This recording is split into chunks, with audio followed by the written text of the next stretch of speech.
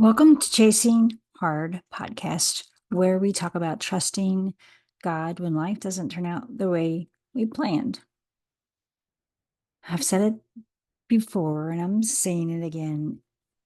If you've been alive for any amount of time, you have absolutely experienced times when life didn't go the way you planned, when things got in the way and changed the way you envisioned something. It could be big, life altering, change the trajectory of everything you know. Or it could be a minor inconvenience that just changes plans, important plans. But change is a part of life. And oftentimes the changes that happen aren't something we want, aren't something we feel like we're equipped to handle. And that's what we talk about here with all the different guests. But today it's just me. And I wanted to talk about parenting, which we've talked a lot about parenting on this podcast. We've had guests on that talked about various aspects of parenting and the difficulties, the joys, everything in between. And today it's more of a general conversation. Is it a conversation if it's just me talking?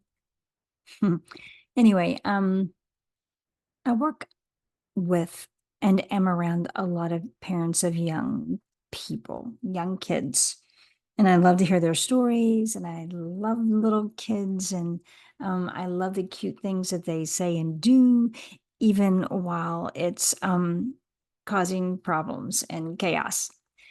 It's part of life, and it's a part of life that, quite frankly, is very draining, but it's the part of life that one day you'll miss.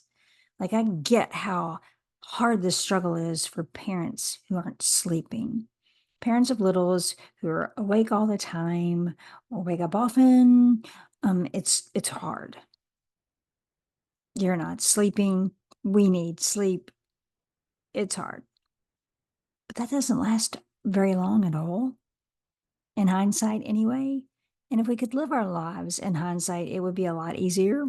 Um, a lot more peaceful, probably. We'd make wiser decisions and choices. Can't do that. I guess the best we can do, the best we can hope for is just to listen to those who have gone before us and try to glean some knowledge, some insight into the things they did to help make parenting easier. And I really want to encourage you today just to embrace the moment, no matter what it is. Embrace the moment. If your kid's sick, it's hard. But that sometimes is a a small space where you get to have a physical closeness that maybe if they're toddlers, they don't want anymore because they're busy getting into everything, because that's what toddlers do. There's usually something joyful to be found in the hard times. I remember the last time I held hands with one of my sons, actually. We were on a family hike and we were finishing up the hike and we were walking toward the car. Everybody was kind of spaced out and no one was really talking. Older people were trying to breathe, and the younger, I don't know, everybody was just sort of in their own space, their own head space, thinking the thoughts, maybe reliving some of the things that we saw or experienced. And just out of nowhere, I felt my hand being grabbed, and it was my son, and he was 14 at the time. And yes, I remember that. It was the last time we held hands walking. Like, I could ask one of my kids now, even though they're all in their 30s, two in their 30s, one in late 20s. I could ask them to hold my hand and walk. They'd probably do that just to humor their mother. But to have a spontaneous gesture from your child like that, it just touches you in a way that most things don't. And the thing is, we never know when the last time is for anything. And I could go down the morbid route, and maybe I will. I will, just for a minute. Um, we at our church s- suffered a tragic loss last week. The 18-year-old son of one of our leaders, of our pastors, died unexpectedly in a tragic accident. No one anticipated it. No one planned for it. No one saw it coming. No, it happened in an instant. There was nothing anyone can do. So cherishing the moments, the big moments, the small moments, the hard moments that we have with not just our kids, just all of our people, but I'm talking about parenting today. So just with our kids, I'll stay on with our kids. Man, it's so important because we don't know. I lost one of my younger brothers when he was 18 years old. He left the house to go hang out with friends. He was in a car accident, never came home. We don't know. And I could tell story after story like that. So could you. Life is precious. Relationships are precious. Like, we are here to do relationships and do them well. We are here to connect with God, to, to connect with Jesus, to help others do the same.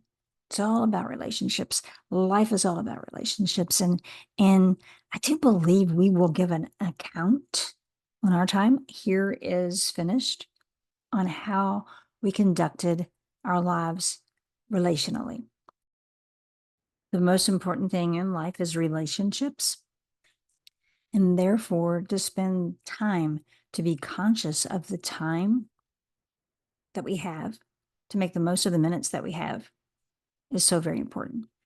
As I related in a podcast a few weeks ago about when my son and his girlfriend visited, and how I screwed that up, consciously, somewhat knowingly screwed up, and did not take advantage of the time that I had with them while they were here. That I don't see my son very often.